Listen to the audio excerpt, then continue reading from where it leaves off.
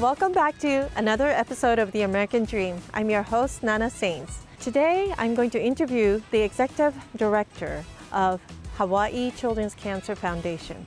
Now, it was established in 1991, and it has helped thousands of children and their families who were treated with cancer. Well, Michelle, thank you so much for coming here today. I really appreciate your time.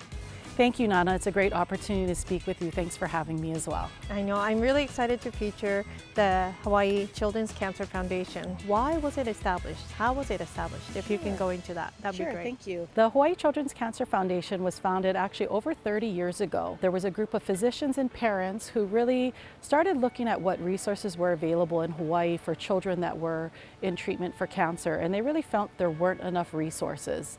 And so they got together and they started the Hawaii Children's Cancer Foundation. What things you do to help the children and their families, in your organization? So our goal at the Hawaii Children's Cancer Foundation is to help to alleviate some of the stress that these families are going through and be of support to them. One of our major programs is called the Family Financial Assistance Program.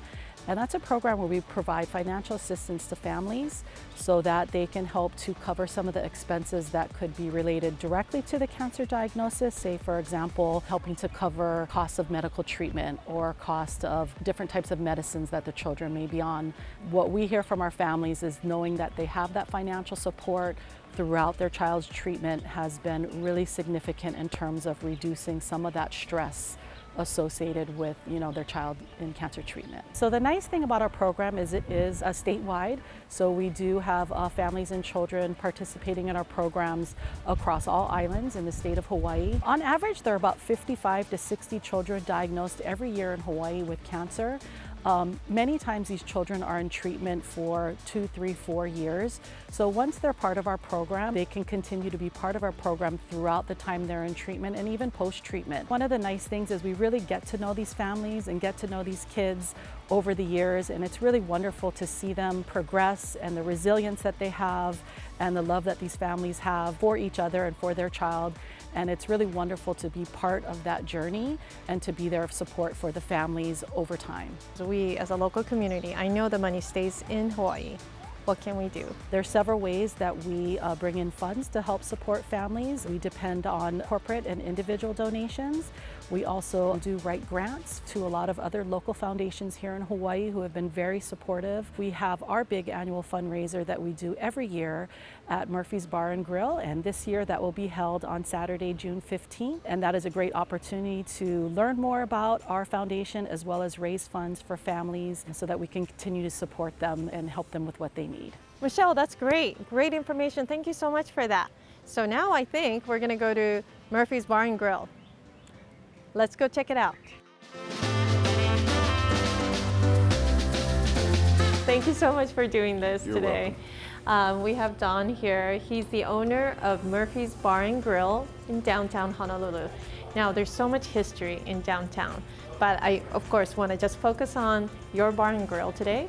Okay. And if you could tell us a little bit about the history of this institution. Well, in 1855, on this corner was built called the Royal Hawaiian Hotel, which was a small little hotel. In 1890, they tore it down, or a little before 1890, and they rebuilt it as the Royal Saloon. 1855 is one of the first original liquor licenses issued in downtown Honolulu. Since then, it's been everything from restaurants, bars, to furniture store. During the war, it was an Army-Navy store like. So it's been quite a few things. And then how did you come to own this place? I was working in California for an investment banker out of San Francisco, and he had properties over in Hawaii, and I would manage them for him. And he called me up one day and said, hey, I just bought this side of the block, which had this place. He said, let's go open up our own place, which we'd always talked about doing. I said, okay, let's do it.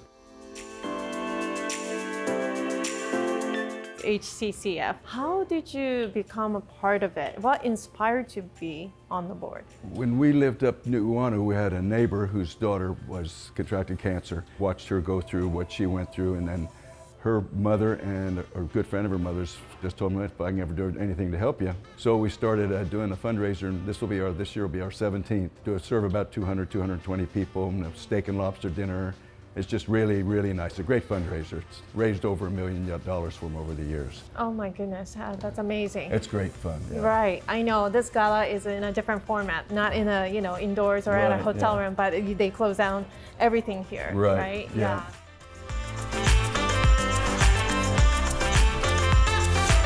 Well, thank you for being part of this community and also, doing a lot of great work here in Honolulu. I really appreciate that as part of the local community here.